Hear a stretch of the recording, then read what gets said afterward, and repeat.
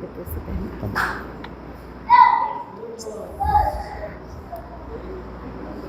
Graças e paz, povo de Deus. Boa noite a todos, amém? Eu sei que a Vitória já perguntou, mas quem nos visita nessa noite? Seja bem-vindo em nome de Jesus, seja bem-vindo em nome de Jesus. É uma alegria receber você aqui.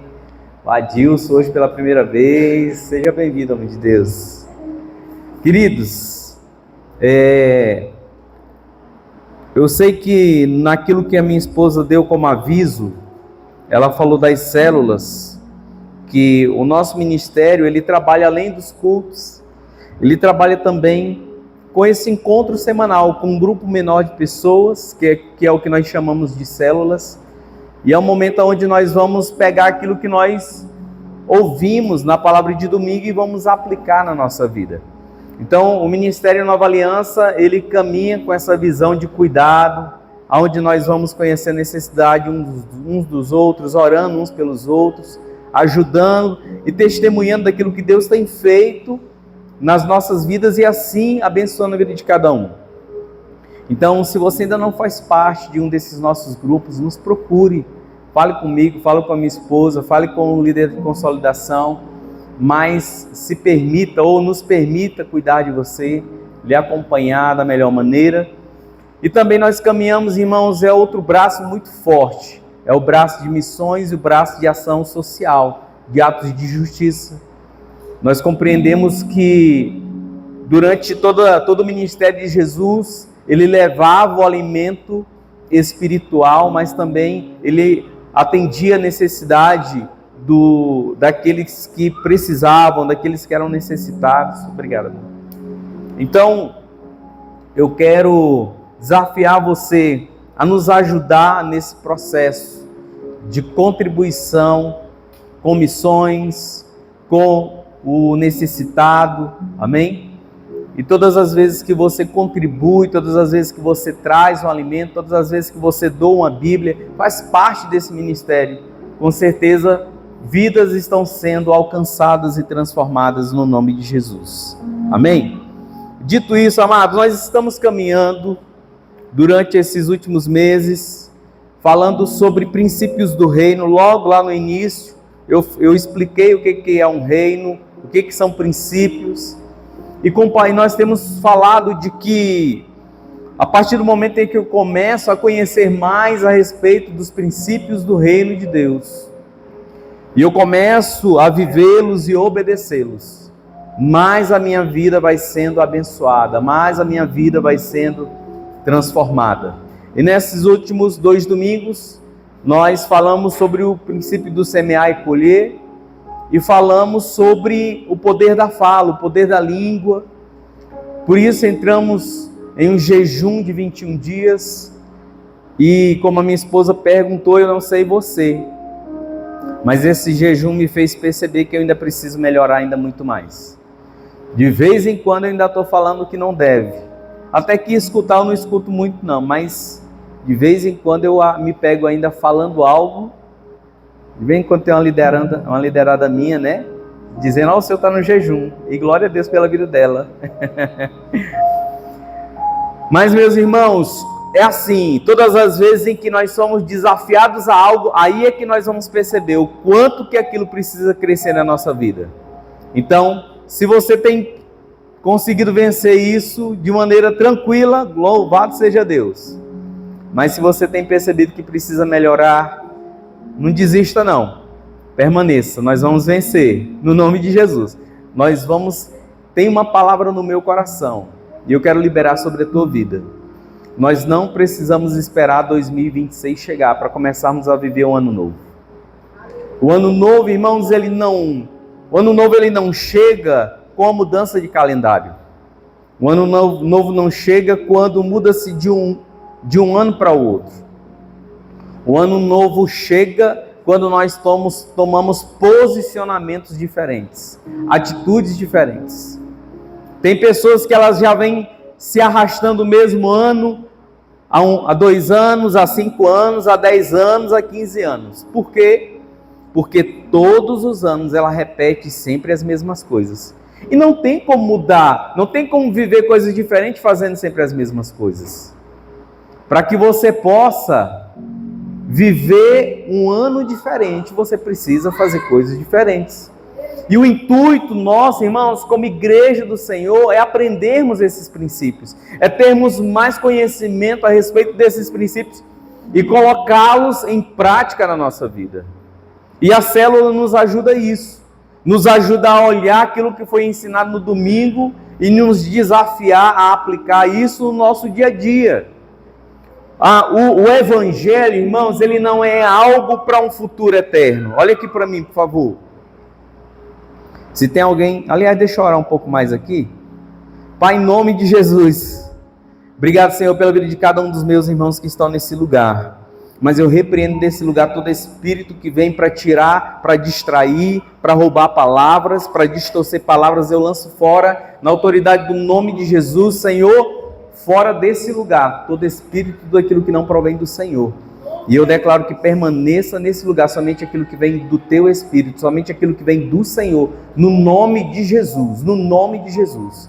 Fora toda distração, fora, Senhor, toda dor. Se tem alguém sentindo ainda alguma dor, alguma preocupação, algum incômodo, algo que atrapalhe, Deus, eu dou uma ordem agora, que bata em retirada no nome de Jesus. E que os teus filhos estejam com os ouvidos atentos para ouvir e aprender e obedecer da parte do Senhor. Amém? Então entenda, o Evangelho, irmãos, ele não é para nos ensinar o que nós vamos viver lá na eternidade. Na verdade, há muita especulação daquilo que vamos viver na eternidade. Mas, como a própria palavra nos ensina, é o Senhor que vai nos revelar no seu devido tempo. Mas o Evangelho, ele tem mais a ver com a nossa vida aqui na Terra do que com a nossa vida lá na eternidade. Até porque nós só chegaremos lá se nós conseguirmos viver esse Evangelho aqui na Terra. Então, todo princípio, tudo aquilo, todo ensinamento que eu aprendo e que eu coloco em prática, ele vai me abençoar, ele vai me preparar para a eternidade com Deus. E assim eu vou poder chegar lá. Amém? Então, nós temos caminhado buscando conhecer mais a respeito daquilo que Deus tem para a nossa vida. E nesses dias nós vamos estar falando, nesses próximos domingos, nós vamos estar falando sobre um assunto que é bem possível que eu e você precisemos dele, talvez para consertar alguma coisa que precisa ser consertado, talvez para sermos mais intencionais naquilo que nós precisamos melhorar, precisamos crescer, amém? Mas nós vamos começar a falar a partir desse domingo a respeito de dinheiro. Pastor, de dinheiro Por quê? Porque esse é um princípio, irmãos, muito importante, que às vezes eu e você nós não conhecemos tanto a respeito. Exatamente porque para algumas pessoas tem dificuldade de falar a respeito dele. Eu e a minha esposa nós não temos. Porque aquilo que é princípio de Deus nós temos buscado viver e temos colocado em prática de acordo, mediante as nossas condições, as nossas necessidades. Foi o que a Vitória falou. O desafio de missões, você não é obrigado, mas se você quiser, faça pelo menos o mínimo. Então tem coisas que se trata de dinheiro, que não, a grande questão não é o valor, a grande questão é o cumprir o princípio. Quantos estão entendendo? Amém? Então, a partir de hoje, nós vamos começar, até o próximo domingo, falar a respeito de dinheiro, a respeito de como nós vamos lidar, de como nós precisamos lidar com esse dinheiro.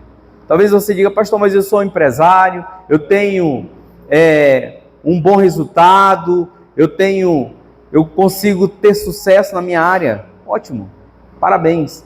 Mas não se trata só de ganhar, não se trata só de você ser um bom funcionário, um bom empresário, um excelente, um excelente profissional, mas se trata de você saber se você está administrando da maneira correta. Se você está, porque a grande questão, irmãos, a grande maioria das pessoas, eles não... Tem muita gente que tem facilidade, até sabe como ganhar dinheiro. Mas o erro está em como gasta, em como investe, em como você trata esse dinheiro. Então, durante esses últimos domingos, pensando já na oferta de final de ano que a minha esposa já falou, que é uma oferta de gratidão, mas também uma oferta de conserto, nós vamos estar lhe ajudando a poder entender mais a respeito desse princípio. Amém? Então, às vezes quando a palavra de Deus ela toca nesse assunto, às vezes quando nós vamos falar desse assunto, às vezes é um pouco delicado, mas eu quero lhe dizer que esse assunto, ele é tão importante, que quase metade das parábolas de Jesus, quase a metade delas, elas estavam tratando, elas estavam tocando naquilo que se refere a bens, a riquezas, a dinheiro. Existe um autor do Ministério Crown, o nome dele é Howard Dayton. Ele tem um livro que tem por título O Seu Dinheiro. Ele diz que se nós juntarmos, presta atenção aqui, se nós juntarmos todos os versículos da Bíblia que fala sobre oração e fé, irmãos, oração e fé são os principais fundamentos para aquilo que nós caminhamos como cristãos, sim ou não? Mas olha só, se nós juntarmos todos os versículos que falam de oração e fé, nós temos uma soma de mais ou menos 500 versículos na Bíblia. É muito, sim ou não? 500 versículos na Bíblia, ele vai falar sobre oração e fé. Mas quando se trata de algo, de assuntos, de versículos que falam sobre questão material, sobre finanças, sobre dinheiro, sobre riquezas, sobre bens, a soma desses versículos chegam a 2084 versículos. Então, se sobre oração e fé a Bíblia enumera cerca de 500 versículos, e quando se trata de dinheiro, a Bíblia fala mais de 2.000 vezes. Então, de fato, nos faz entender que esse assunto ele é importante para nós. E que nós precisamos aprender a respeito desses assuntos. Amém? Então eu vou tentar ser o mais didático possível para que a gente possa caminhar no entendimento dessa palavra. Ela é apenas uma introdução. Amém? Então, queridos, olha o que diz o livro de 1 Timóteo, no capítulo 6, a partir do verso 9. 1 Timóteo, a carta de 1 Timóteo 6, a partir do verso 9, diz assim: os que querem ficar ricos caem em tentação, em armadilhas e em muitos desejos descontrolados e nocivos, que levam os homens a mergulharem na ruína e na destruição.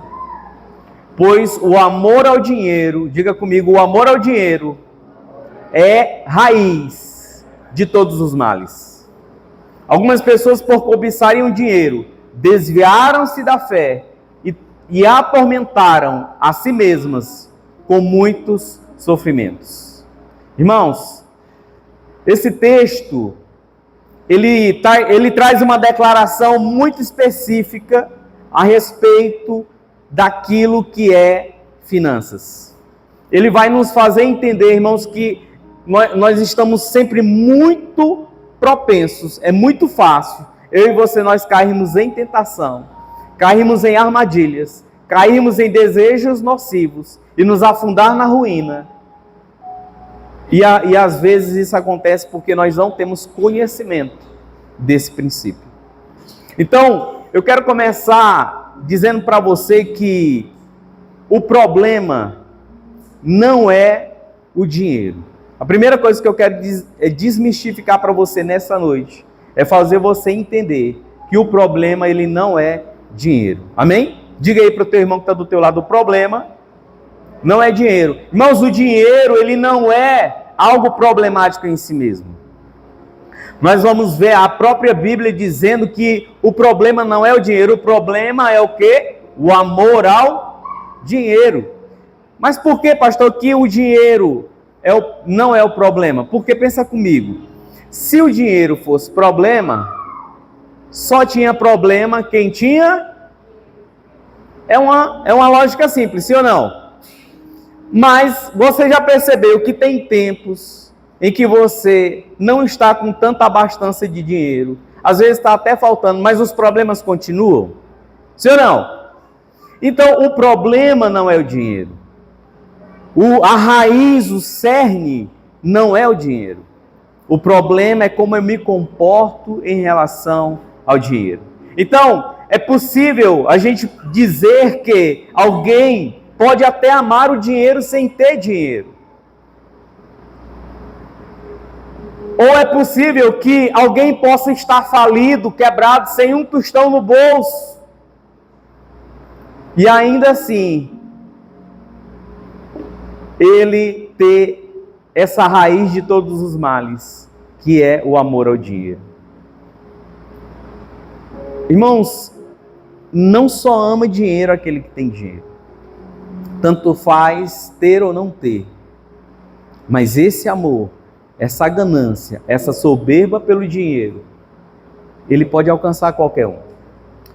Por outro lado, a Bíblia também nos ensina que é possível ter dinheiro sem cair nesse engano, nesse erro, que é de amar ao dinheiro. Então, são dois caminhos que eu decido qual percorrer. Ou ter dinheiro ou não ter dinheiro e amá-lo, ou ter dinheiro ou não ter dinheiro e não amá-lo. Quantos estão me entendendo? A decisão é minha. Esse posicionamento, ele é meu. Olha o que diz Salmo 62, 10. Salmo 62, 10 diz: não confiem na extorsão, nem ponham a esperança em bens roubados. E ele diz: se as suas riquezas aumentam, não ponham nelas o coração. Se a Bíblia está dizendo que é possível as nossas riquezas elas aumentarem, é porque a Bíblia está dizendo: olha, você pode enriquecer. Não tem problema nenhum você enriquecer.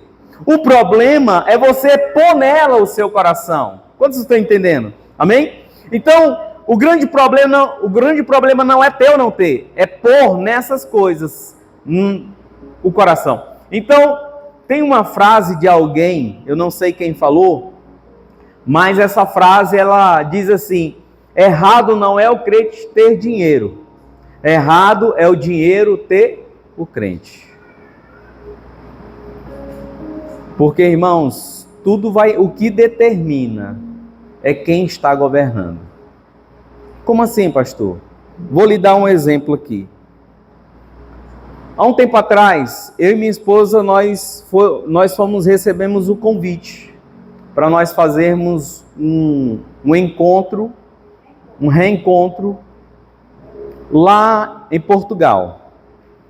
E aí veio o convite, mas não veio E nós começamos a orar: Senhor, se for do Senhor, o Senhor vai mandar esse recurso. Até que, irmãos, pessoas começam a ofertar. E chegou o recurso a ponto de nós fazermos essa viagem. Então, algumas vezes nós vamos usar como parâmetro para saber se algo é de Deus ou não, quando nós dependemos de um recurso financeiro. Aí fica fácil buscar o Senhor e saber se Ele está no negócio. Mas e quando o dinheiro não é o problema?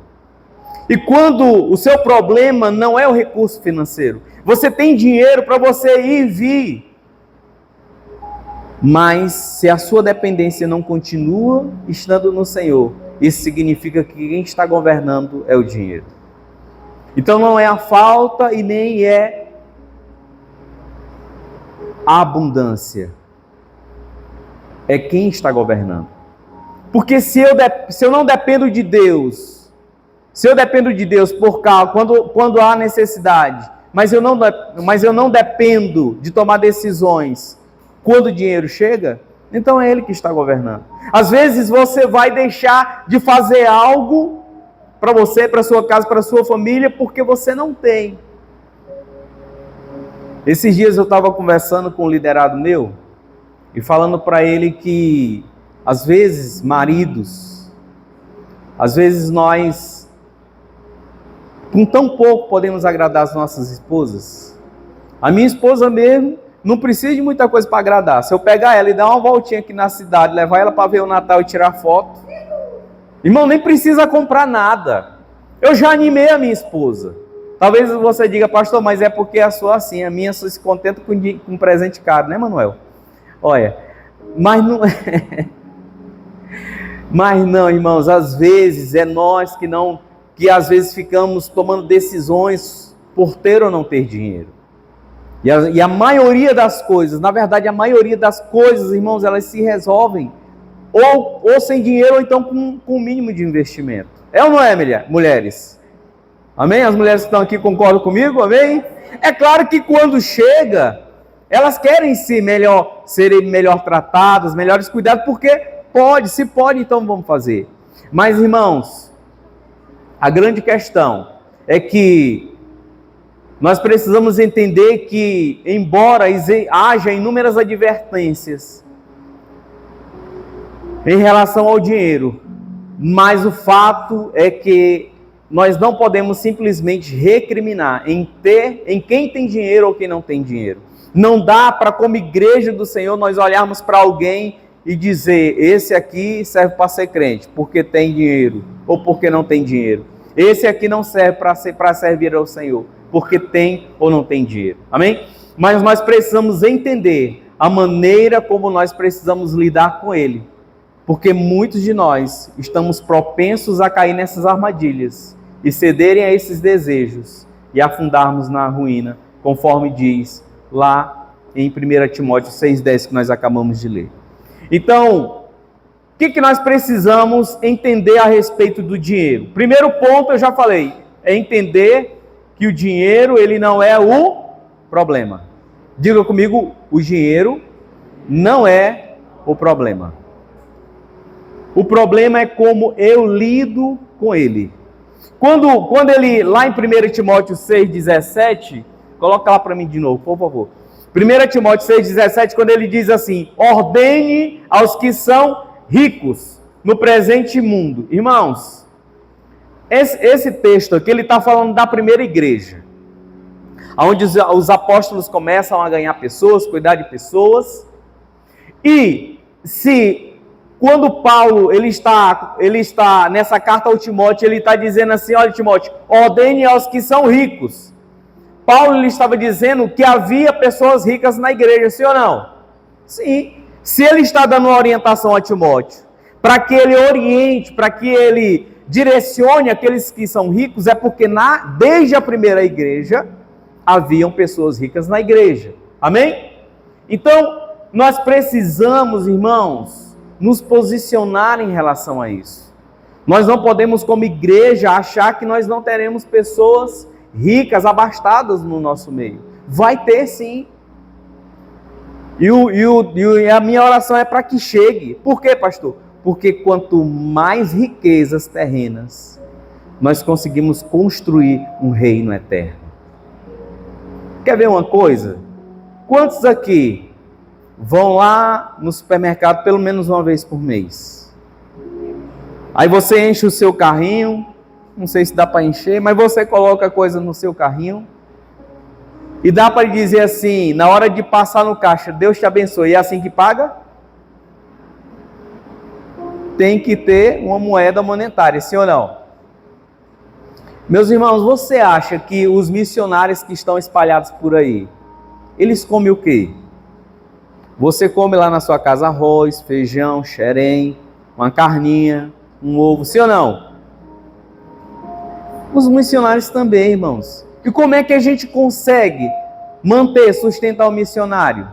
É necessário essa riqueza terrena, sim ou não? Amém? Então, irmãos, então nós vamos entendendo que desde a igreja primitiva, haviam pessoas ricas. E a orientação de Paulo em relação a essas pessoas não é assim, bota lá de novo, ordene aos ricos deste mundo que eles caiam fora. que eles não façam parte dessa igreja, que aqui não é o lugar deles. É assim que está escrito ali? Não. Ele diz o quê? Que não sejam arrogantes. Tem outra versão que diz avarento. Nem ponham sua esperança na incerteza da riqueza, mas em Deus, que de tudo nos provê ricamente para a nossa satisfação. Ele deu um conselho certo, ele está dizendo, olha, avisa para esse povo aí, que o que eles têm é algo instável. O que eles têm é algo cíclico. Irmãos, eu e minha esposa já falamos aqui sobre isso. Há um tempo atrás, nós trabalhávamos, além do ministério, nós também trabalhávamos numa empresa. E o Senhor nos prosperou. Nós chegamos a ter renda de mais de 20 mil reais por mês. É uma boa renda, sim ou não? Mas passou, irmãos. Hoje, amém, nós não temos mais 10% dessa renda. Enfim, mas entenda. E se nós tivéssemos colocado toda a nossa esperança, toda a nossa expectativa de vida, como é que a gente estava vivendo hoje? Talvez você já tenha visto a mim, às vezes entristecido, mas não é por conta de falta de dinheiro, não. Às vezes é por conta do cansaço, talvez alguma preocupação. Mas, meus irmãos, nós continuamos servindo ao Senhor, alegres, confiando e ainda semeando. Irmãos, quando nós ganhávamos uma renda extraordinária, nós contribuímos com muito. Hoje a nossa renda diminuiu, mas nós não cessamos. Eu acho que eu falei sobre isso, né? Não foi aqui não, foi em outro lugar que eu preguei. Mas tem gente que quando a escassez chega, quando a renda diminui, a primeira coisa que ele faz é cessar aquilo que é do ministério. O dízimo, a oferta, ele já tira logo. Chegou um tempo, eu e minha esposa, nós estávamos com a renda muito boa e nós contribuímos aí com quase 3 mil reais para 2 pessoas na época, não era, amor? Nós semeávamos em 2 pessoas, em 2 famílias, quase 3 mil reais. E minha esposa, nós decidimos trocar de carro e a parcela do nosso carro também foi para 3 mil reais, 3 mil e um pouquinho. E chegou um momento em que a renda foi diminuindo e nós precisávamos tomar uma decisão entre ou permanecer com o carro ou permanecer com aquela oferta que nós fazíamos. Irmãos, nós não tivemos dúvida. Imediatamente nós começamos a buscar, a clamar ao Senhor para que Ele pudesse colocar diante de nós alguém que negociasse o carro, que pudesse nos livrar daquela dívida do carro, porque nós queríamos continuar com a nossa contribuição. E Deus colocou, irmãos, um amigo meu que queria um outro carro e apresentei o carro, fechamos negócio. E eu me livrei daquela dívida de 3 mil, mas continuamos semeando no reino. Sabe por quê? Porque nós entendemos aonde é o melhor lugar para semear. Hoje, pastor, vocês continuam semeando o valor de 3 mil? Não. Diminuímos o valor, mas continuamos semeando. Amém? Então, irmãos, o texto diz que eles não deveriam ser arrogantes ou orgulhosos. Paulo ele vai orientar, olha, não diga para eles não depositar a sua esperança na instabilidade da riqueza. Existe um lugar em que eles precisam depositar a sua riqueza. E aonde é? Olha o que diz no texto. Mas ordene os ricos deste mundo que não sejam arrogantes, nem ponham a sua esperança na incerteza da riqueza. Mas em quem? Mas em Deus, que de tudo nos provê generosamente para a nossa satisfação. Irmão, aquilo que Deus faz chegar na nossa casa é para nos satisfazer e vai aumentar à medida em que nós nos posicionamos corretamente. Olha aqui para mim, todas as vezes que Deus faz chegar algo na sua casa e você lida com isso da maneira correta, o Senhor faz superabundar na tua vida.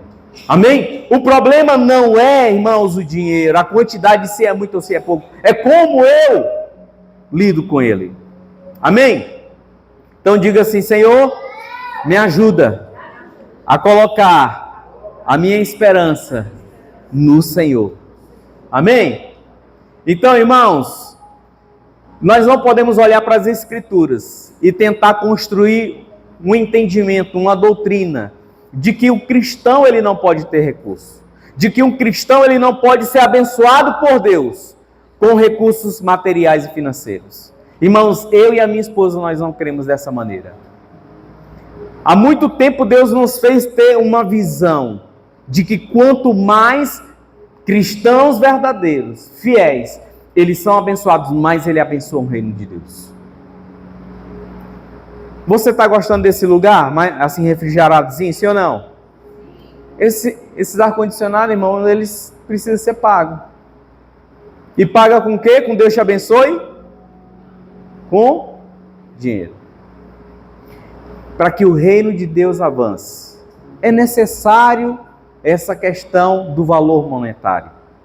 E quanto mais tem pessoas sendo fiéis, depositando a sua fidelidade no Senhor, mais o reino vai avançando. Irmãos, nós temos muitos planos, muitos projetos. E eu sei que o que arde no meu coração, esses dias, quando nós começamos a ocupar aqui, algumas pessoas olharam para esse lugar e disseram: meu pastor aqui é muito grande. Meu pastor dá até para mim morar ali. Eu tive um bocado de proposta dessa. De crente querendo vir morar, não sabe que é morar dentro da igreja. Sabe não. Mas, meu irmão, sabe o que eu disse para essas pessoas e eu quero dizer para você? Meu querido, minha querida, esse lugar, eu já vejo ele cheio. E nós tendo sérios problemas de procurar um lugar maior. Eu já consigo enxergar isso. Essa é a minha visão para esse lugar. É desse lugar já superlotado. E nós tendo que, com esse problema sério, meu Deus, onde é que nós vamos achar um outro lugar maior? E Deus vai providenciar. Amém? Porque a promessa de Deus não é por causa de mim e da minha esposa. É porque Deus quer fazer algo nessa cidade através desse ministério, como tem feito através de muitos, meus irmãos. E nós queremos cooperar com o que Deus tem para fazer na cidade de Garanhuns. Existe promessa para a cidade de Garanhuns de ser um lugar onde vai enviar missionários para Brasil e para fora do Brasil. E nós queremos ser colaboradores com isso. Amém? Eu posso ouvir um amém? Amém. No nome de Jesus. Então, o verso... Não tem como a gente olhar para o verso 17, onde ele diz assim: ordene aos que são ricos no presente mundo. Não tem como, irmãos, nós olharmos para esse texto e muitos outros, sem ter essa convicção de que Deus ele quer dar riquezas, de que Deus quer prosperar. Deixa eu dizer algo para você. Quando eu falei logo no início de que Deus ele vai trazer pessoas abastadas para esse lugar, mas sabe o que age no meu coração? É que Deus faça prosperar você. Os outros eles irão chegar, vão chegar, mas a minha oração, o meu trabalho da minha esposa é para que Deus possa prosperar você que faz parte desse lugar. E eu tenho visto, irmãos, meu Deus, como eu tenho visto Deus sendo fiel na vida de tantas famílias nesse lugar. Irmãos, eu sou testemunha fiel. E eu tenho desafiado alguns de vocês para testemunhar daquilo que Deus tem feito. Alguns ainda estão muito reservados, mas eu tenho visto Deus agir na vida de muitas famílias assim. E isso me alegra, irmãos, porque eu sei que nós estamos, e não é, volto a falar, não é por causa de mim, por causa da minha esposa, é por causa do teu posicionamento. Olha aqui para mim. Você não começou a prosperar, a tua vida não ficou melhor, não foi por causa de mim e da minha esposa, não. Foi por causa de você, do seu posicionamento, da sua fidelidade, das suas atitudes. E eu sei que Deus tem muito mais para fazer. E se você estiver disposto a prosperar, eu quero dizer para você, conte com a nossa oração, conte com a nossa ajuda, porque Deus ele vai fazer. Amém? No nome de Jesus. E qual é o propósito de Deus nos abençoar ricamente?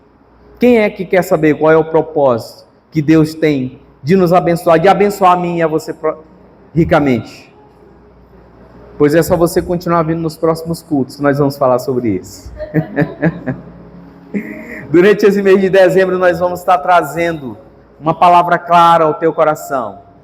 E eu quero desafiar você, não só que você venha, mas que você traga outras pessoas. E você vai descobrir qual é o propósito de Deus para lhe abençoar, para lhe fazer prosperar. Amém? Mas eu já quero lhe adiantar algo. Olha aqui para mim. O propósito de Deus para nos prosperar não é para o nosso bel prazer. Eu tenho falado isso há muito tempo. Tudo aquilo que Deus faz chegar na nossa vida não é para se manter retido na nossa vida. Todas as vezes em que eu retenho aquilo que Deus me entregou, e eu não estou falando só de dinheiro. Eu tenho pessoas aqui que são pessoas talentosas. Eu tenho um dos meninos aqui que trabalham com barbearia, e ele tem esse dom de evangelismo. E como eu me alegro, cadê Eric? E como eu me alegro. Todas as vezes que eu vou cortar cabelo com o Eric, ele está sempre evangelizando alguém. Ele está sempre usando o dom, o talento que Deus deu. Outro dia, eu e minha esposa passamos lá na barbearia, ele mudou de lugar, para se você quiser saber, está ali perto do Parque Novo. Vá lá, viu? Nós ungimos o lugar, no dia seguinte está lá Eric, orando, rodando, feito uma carrapeta. Aí minha esposa disse, amor, e ele ora com o olho fechado. Eu digo, cada um sabe da sua necessidade, deixa o menino orar. E de fato, irmãos, depois eu fui lá, e ele disse, pastor, teve um cidadão que entrou aqui, e eu já senti a presença do inimigo, e eu tive que me levantar em oração, intercessão, porque senão o negócio ia ficar feio. Mas meus irmãos, aquilo que Deus deu para você, o talento, essa habilidade, essa capacidade de atrair pessoas, é para você usar isso para o reino. Você vai ganhar dinheiro com isso? Vai. Mas você precisa usar isso para abençoar o reino, para tocar na vida de pessoas. E com o dinheiro não é diferente. O propósito, um dos propósitos de Deus nos abençoar, é para que nós possamos ser canal de bênção e abençoar a vida de outras pessoas. Amém? Então, voltando ainda para o versículo 18, onde ele diz assim, ordene-lhes que pratiquem o bem, sejam ricos em boas obras, generosos e prontos para repartir. Esse é um dos propósitos de Deus para a nossa vida. É de que nós estejamos sempre prontos para praticar o bem. Para que nós sejamos ricos, mas não só em dinheiro, mas em boas obras.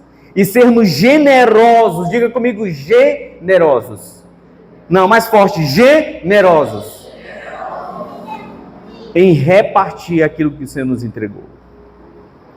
E aí o verso 19, ele diz assim, dessa forma, eles acumularão um tesouro para si mesmos, um firme fundamento para a era que há de vir, e assim alcançarão a verdadeira vida. Deixa eu dizer algo para você, existe uma recompensa. Todas as vezes em que você vive esse princípio, você cumpre ele, existe uma recompensa da parte do Senhor para a tua vida. O nosso Deus é um Deus que não fica devendo nada para ninguém, irmãos. E aquilo que nós fizermos pelos outros, Ele vai nos recompensar. A Bíblia diz que Ele é galardoador, Ele é recompensador daqueles que o buscam, mas não é só por buscar Ele. Quando nós cumprimos os princípios, Ele nos abençoa. Irmãos, e o exemplo disso, presta atenção, o exemplo disso, nós podemos ver o encontro de Jesus com aquele jovem rico, lá em Marcos 10. Eu vou ler somente o verso 21, aonde aquele jovem encontra com Jesus e pergunta o que ele pode fazer para herdar a vida eterna. Jesus diz que ele precisava cumprir os mandamentos e disse, não, tudo isso eu faço. Jesus, então, só te falta uma coisa. Jesus olhou para ele e o amou. Diga comigo, Jesus olhou para ele e o amou. Irmãos, Jesus amou aquele jovem, porque ele sabia o quanto ele se esmerava, o quanto ele se dedicava e cumpria os mandamentos. E Jesus queria entregar para ele o que só faltava para ele, para que ele pudesse viver tudo que Jesus tinha para ele. E aí Jesus diz assim, falta-lhe uma coisa. Disse ele, vá, venda tudo o que você possui e dê dinheiro aos pobres, e você terá um tesouro no céu. Depois venha e siga-me. Jesus conhecia o coração daquele rapaz. Jesus sabia do que ele precisava. Irmãos, aquele rapaz, ele precisava renunciar. Ele precisava abrir mão daquilo que ocupava um lugar que Jesus precisava preencher. A única coisa que ocupava um lugar que Jesus precisava preencher era o dinheiro. E Jesus entregou para ele a chave para que ele pudesse vencer esse domínio que a riqueza tinha sobre o seu coração. Mas ele não se permitiu. E é assim também conosco. O Senhor, Ele quer nos ajudar, Ele vai nos entregar chaves para nos fazer vencer aquilo que ainda domina o nosso coração. Mas Ele precisa que eu e você nos posicionemos corretamente. Nós possamos responder a esse chamado dEle.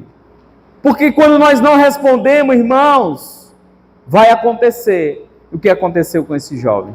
A Bíblia diz que ele saiu entristecido, porque havia muitas riquezas, e a Bíblia nunca mais falou desse rapaz.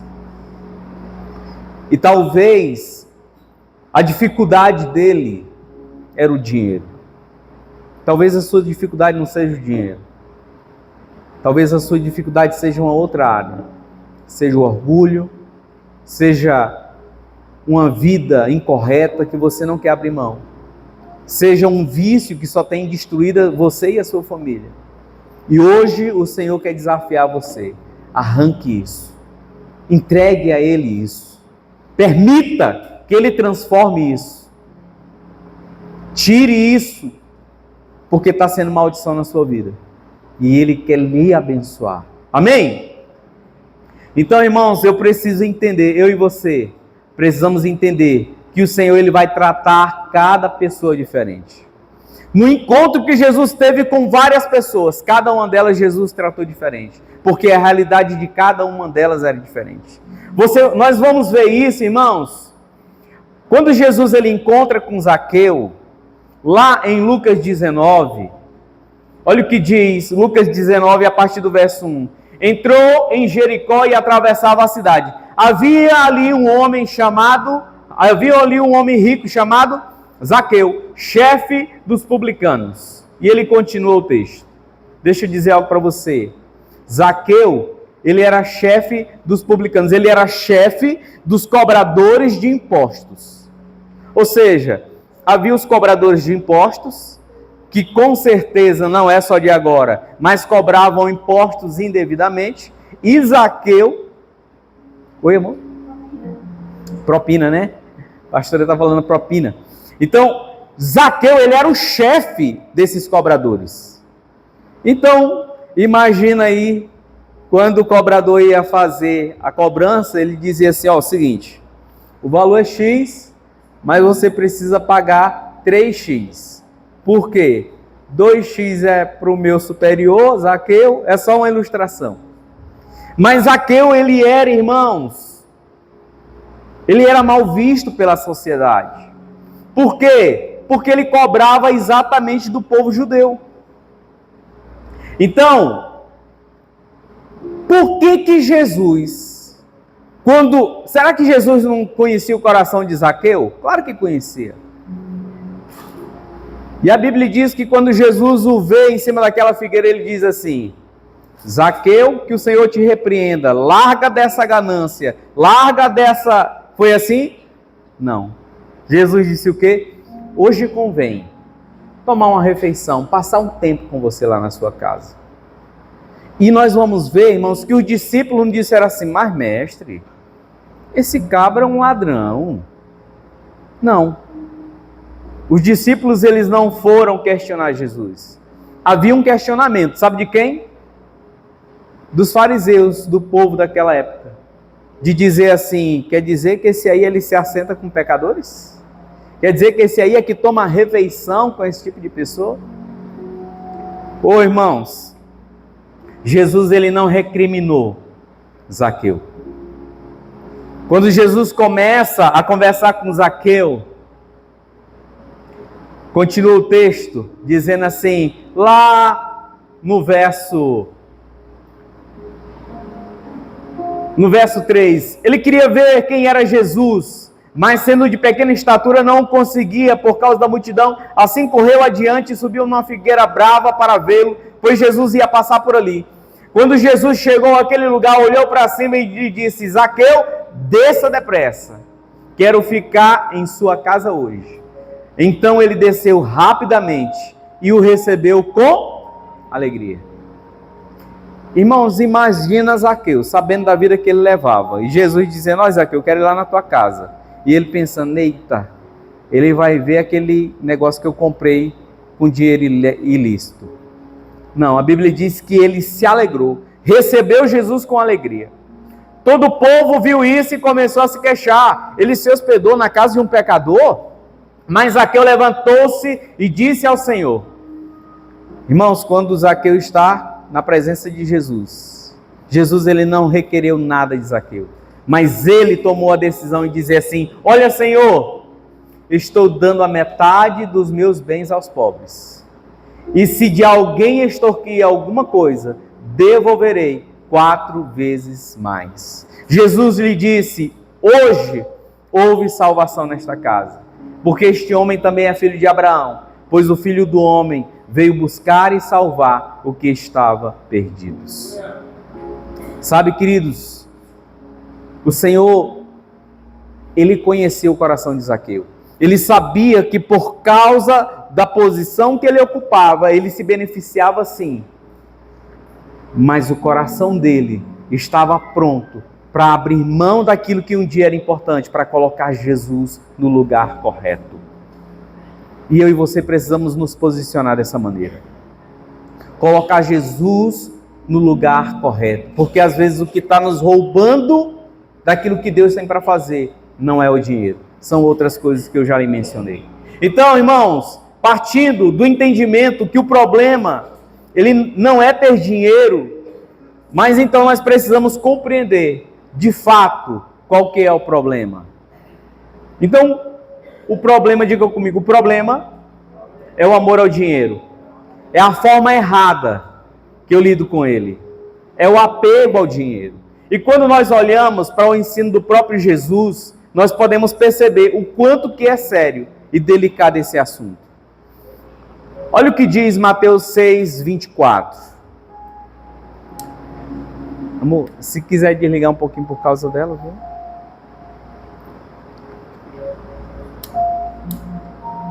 Se quiser desligar um pouquinho, se tiver, pode desligar, tá? Olha o que diz Mateus 6, 24. Ninguém pode servir a 2 senhores, pois odiará um e amará o, ou se dedicará a um e desprezará o outro. Vocês não podem servir a Deus e ao dinheiro. Uma outra versão diz as riquezas, outra versão diz a mamon. Irmãos, deixa eu dizer algo para você.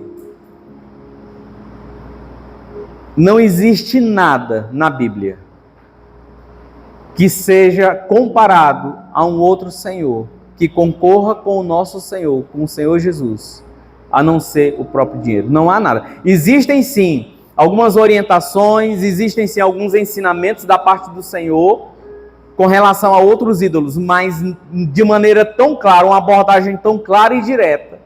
Não tem nada, não tem outra coisa que concorra com o lugar de Deus se não for o dinheiro. Em lugar nenhum você vai ver um texto semelhante a esse. Então, existe aí mais uma importância. Por que nós precisamos tanto aprender a respeito de dinheiro, irmãos? Porque se a Bíblia nos ensina tanto, se ela fala tanto, é porque nós precisamos estar vigilantes para não cair em um engano, para não cair nesse erro, em uma armadilha de Satanás. Então, o dinheiro, ele não é o problema em si, mas é o valor que alguém pode atribuir a ele e a maneira como alguém pode lidar com ele.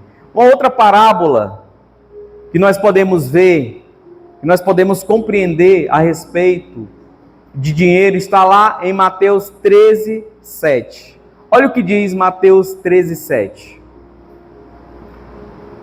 Isso aqui está falando sobre a parábola do semeador. É Jesus falando. E ele vai falando, vai narrando, e no versículo 7 ele diz assim: outra parte caiu entre espinhos, que cresceram e sufocaram as plantas. Você vai ver que uma parte caiu na terra, outra parte caiu na rocha, veio o sol e secou, outras aves vieram, comeram, mas ele diz no versículo 7, que caiu entre espinhos. E esses espinhos, eles não ficaram parados. A Bíblia diz que esses espinhos, eles cresceram e sufocaram a planta, sufocou aquilo que foi gerado da semente. Então, essa semente, irmãos, nós sabemos que ela é a palavra de Deus. E o que concorreu, o que era a concorrência contra essa semente? Eram esses espinhos. E esses espinhos, o que era? O que poderia ser tão forte para concorrer com a palavra de Deus a ponto de sufocá-la? O verso 22, ele nos traz essa clareza. O verso lá de Mateus 13, 22 diz assim: quanto ao que foi semeado entre os espinhos, este é aquele que ouve a palavra, mas a preocupação desta vida e o engano das riquezas a sufocam, tornando-a infrutífera. A única coisa que concorre com a palavra de Deus, a ponto de sufocá-la, de matar essa semente que é plantada da palavra de Deus, é a preocupação dessa vida e o engano das riquezas. Quantos estão me entendendo? Então, irmãos, Jesus ele está nos ensinando com esse princípio que essas preocupações da vida, elas podem roubar de nós aquilo que nós estamos recebendo como palavra, mas não só isso, essa ganância por essas riquezas. Então, olha aqui para mim, mais uma vez eu vou reforçar, não se trata de você ter ou não ter dinheiro, não se trata de você estar dormindo tranquilo, porque amanhã você tem o dinheiro para pagar todas as contas. Se trata de você dar o valor que não é devido para aquilo que compete com o Senhor.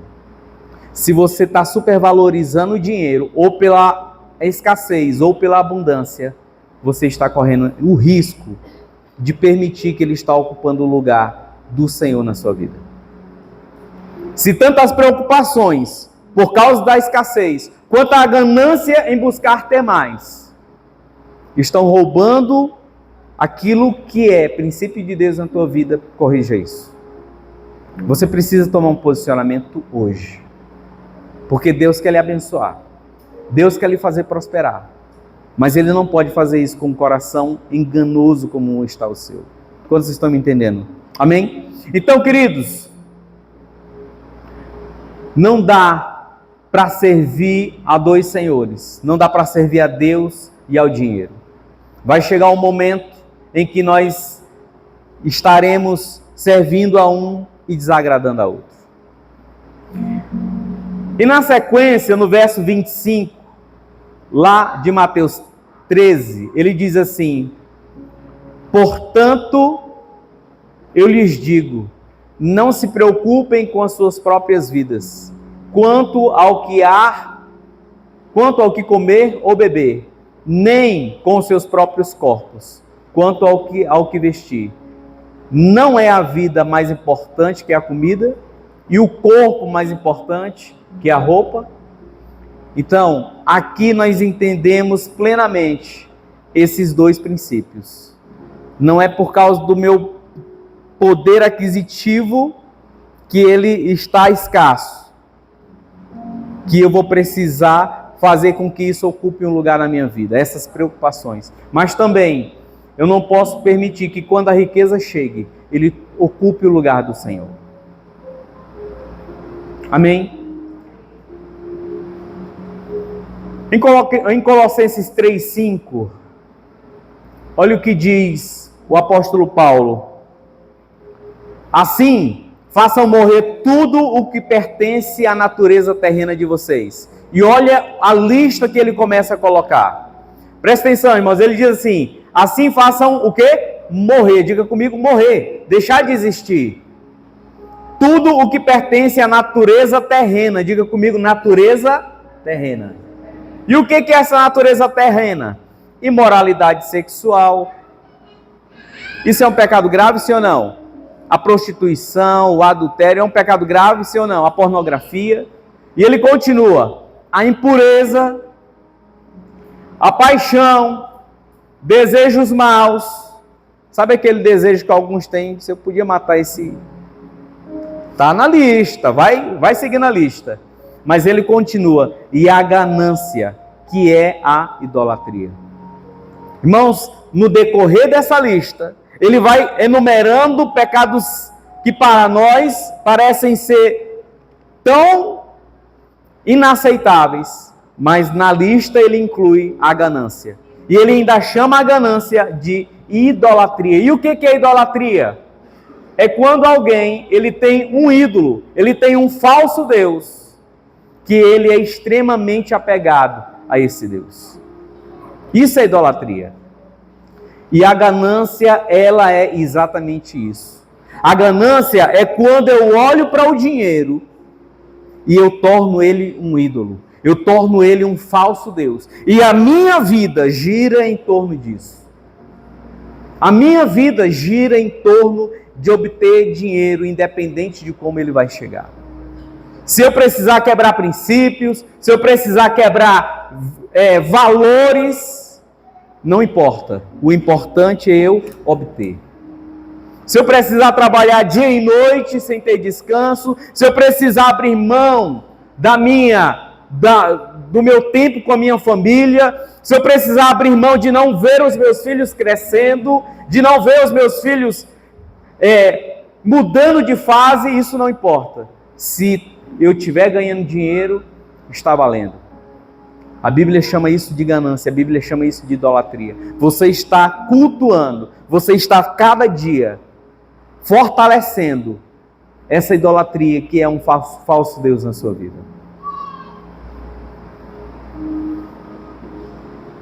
Tem um homem de Deus chamado, já faleceu, já foi, como diz o nosso pastor, promovido para a igreja do céu, chamado Billy Graham.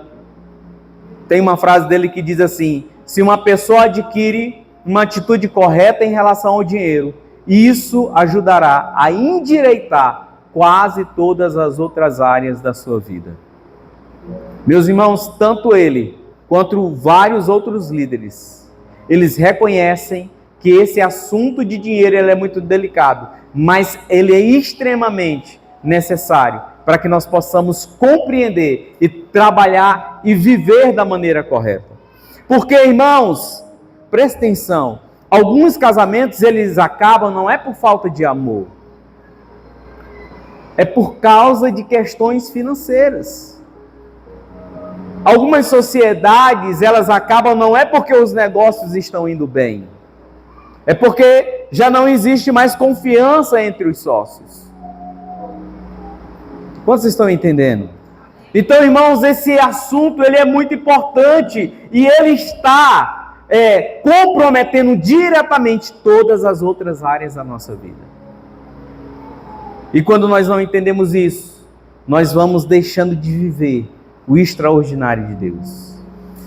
Então, diga comigo, se eu não souber lidar com o dinheiro, seja a abundância dele ou a falta dele, eu terei problemas.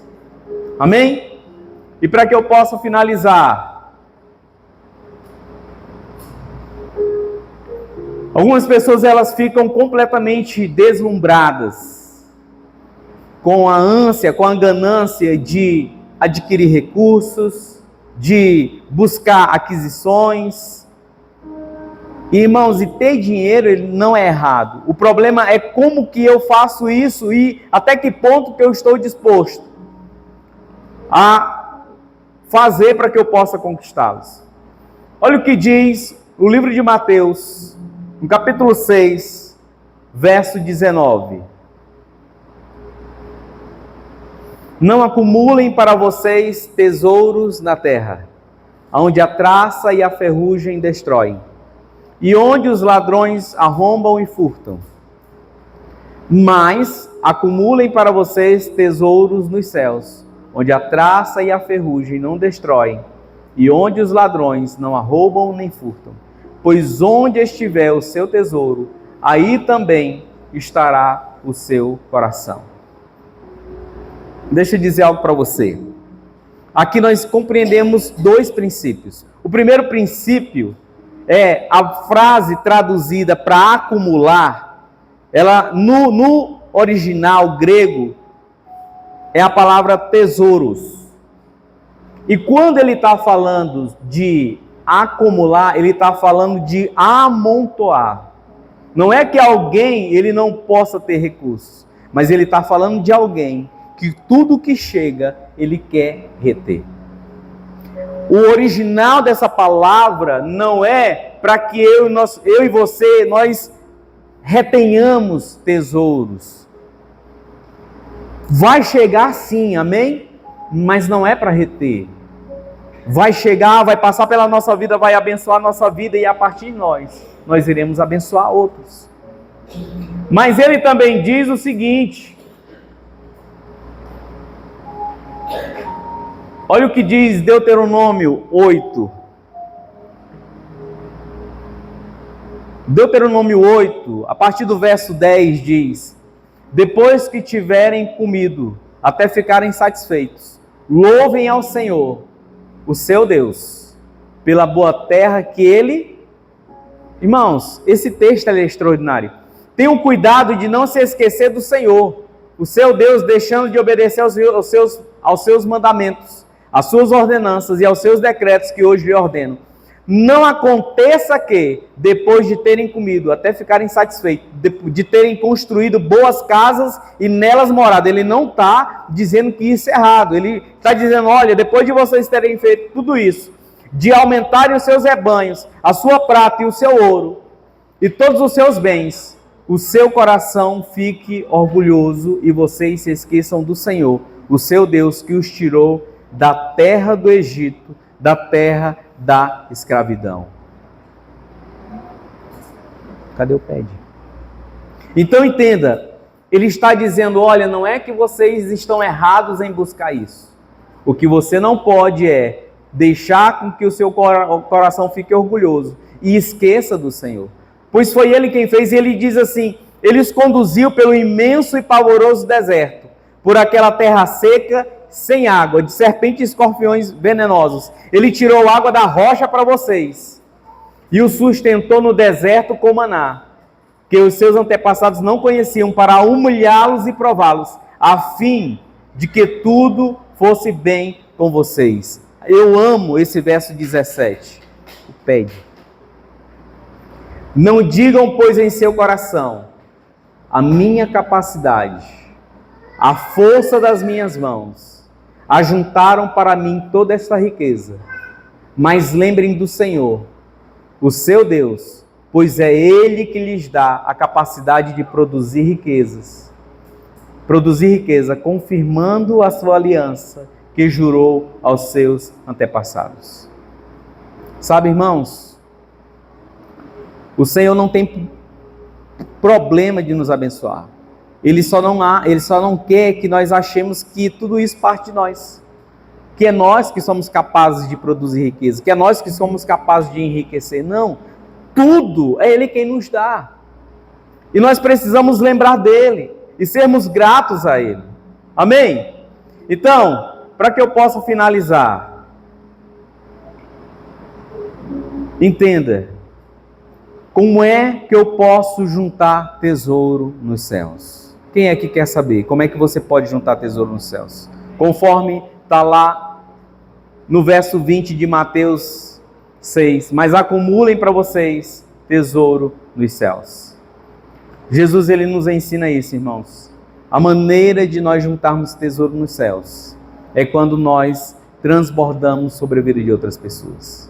Então, esse foi apenas uma breve introdução daquilo que nós vamos falar nos próximos domingos. Mas eu quero que você saia daqui com uma convicção. Dinheiro não é problema. Você ter muito ou ter pouco, isso não importa para Deus. O problema é o amor a Ele. O problema é a maneira errada como eu lido com Ele. É quando eu coloco Ele, quando eu supervalorizo Ele.